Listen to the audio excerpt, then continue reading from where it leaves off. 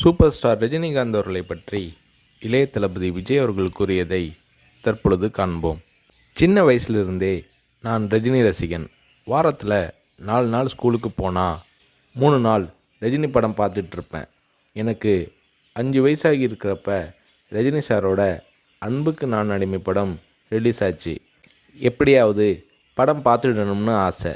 ஆனால் ஸ்கூலுக்கு கட்டடிச்சிட்டு போகிற வயசு அல்ல அது.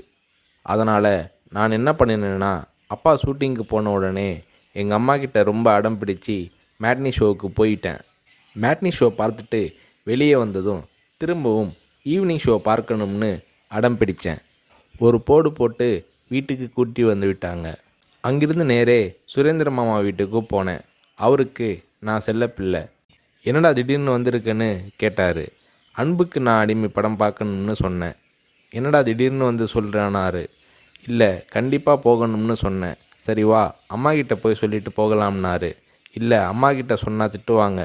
நான் உங்கள் வீட்டில் இருக்கேன்னு சொல்லிட்டு வந்துட்டேன். படம் பார்த்துட்டு நைட்டு போயிடுறேன்னு.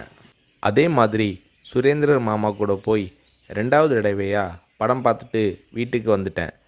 அப்படியும் சும்மா இருக்கலை.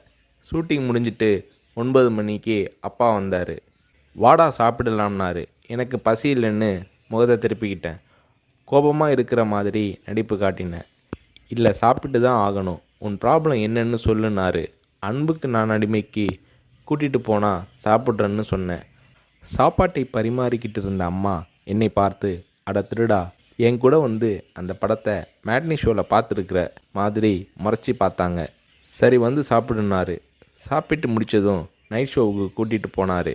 உண்மையிலேயே அன்னைக்கு மேட்னி, ஈவினிங், நைட் ஷோன்னு 3 தடவை ரஜினி சார் படம் பார்த்தேன். படம் பார்த்துட்டு வந்ததும் அப்பா கிட்ட ஒரு அன்பு கட்டளை போட்டேன்.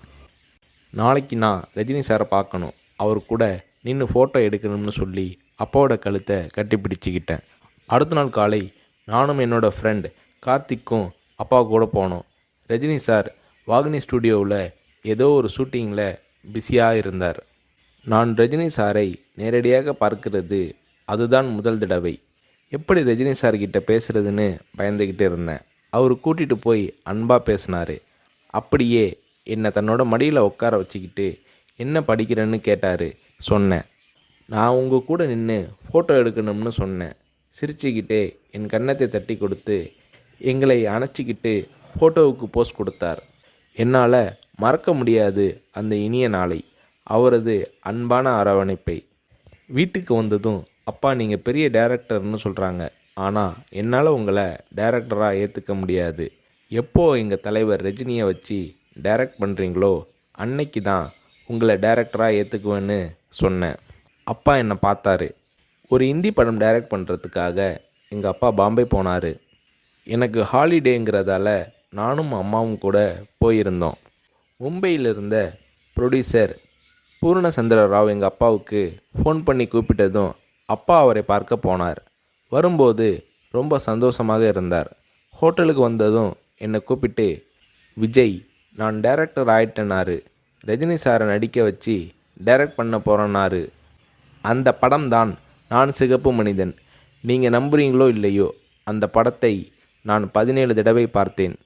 நடிக்கணும்னு ஆசைப்படுறியே, உனக்கு நடிப்பை பற்றி என்ன தெரியும்னு எங்கள் அப்பா கேட்டதும் உடனே அப்போதே ஒரு சீன் நடித்து காட்டினேன்.